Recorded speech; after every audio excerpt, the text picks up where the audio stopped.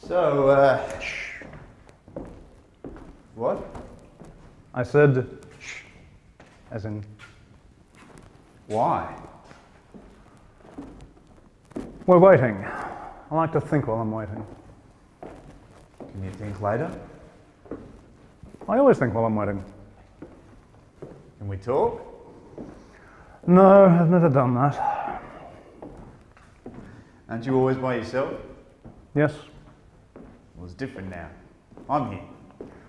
Oh, okay, I guess. Read the paper today? Nah, not my kind of read. What was that? The paper, not my kind of read. Not your kind of read. Nah. Ask me what my biggest fear is then. What's my biggest fear? Yours? Mine. No, mine. That's what I said. My biggest fear is that I won't know what happens after I'm dead.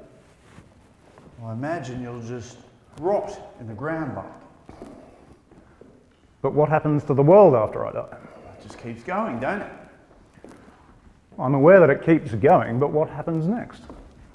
Well, nothing to you. You'll be dead. But everyone else? Who cares? You have no curiosity, no social conscience. What's to be curious about? I know the world's going to shit, so that's what's going to happen. There's your answer. Shit. No aliens, no giant hamster, just shit. How can you know what's going on in the world if you don't read the paper? You don't even know what's going on right now. You with the paper again. I don't need the paper. I get my information from hearsay. Then how do you know if what you hear is true? I form an opinion. Well, I read a story today that I found very interesting. It was about human behaviour. There's nothing interesting about human behaviour. We're born, we learn how to eat and live, we get jobs. Grow up, have kids, they learn how to eat and live, get jobs, and they send us to a home, we forget how to eat and live, and we die. Will you just listen to the story, okay? In Oklahoma, a war broke out between two tribes of Boy Scouts. Oklahoma kids are little shits. Hang on. There were two groups, aged 11 to 12, on separate sides of this encampment.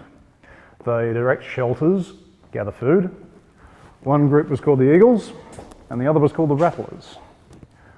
They had their own leaders and values and norms and what have you. But when the two groups finally met, they instantly hated each other, just because they did things differently. People aren't really that prejudiced. No, but they are. They spent so much time talking about how dumb the other side was. So, the staff set up games for them to play. And the winners were rewarded with medals and knives. Knives? Who gives a bunch of 11-year-old kids knives? That's some kind of tradition in Boy Scout camps, I guess. Anyway, one day some of the Eagles boys stole the Rattlers' flag, burnt it and sent it back to them. The Rattlers did the same thing in revenge. The leaders of the two groups arranged a face-off, but the staff intervened. But this sort of thing kept on happening, however. So, basically what would happen is they would raid each other's encampments with socks filled with rocks, until finally, one day, on the roof of a cabin, a boy was found with a Rattler's flag stabbed through his heart. Jesus. And this is why you don't give kids knives. Well, this kind of thing is happening all the time. 11-year-olds stabbing each other with flags. No. People forming groups, defining outside groups as inferior, assuming that they know more about these groups than they know about themselves. Yeah, well. But it's impossible for us to know what the right opinion is, or the wrong opinion for that matter. All we can do is draw conclusions based on what we know. So what you're saying, in essence, is that in the wider scheme of things, everybody thinks that they're right and that everybody else is wrong. Yes? Well, it's a tad obvious, don't you think? Well, it goes deeper than that. It leads people to believe that, oh, if only everybody else is thinking wasn't tainted, they'd see things the way that you do, the right way.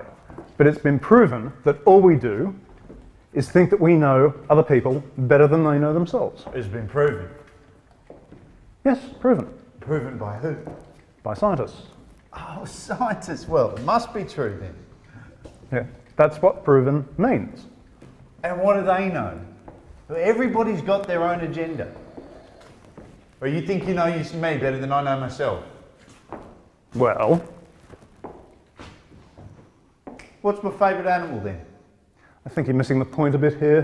Why do you care anyway? Why is it so bad to care?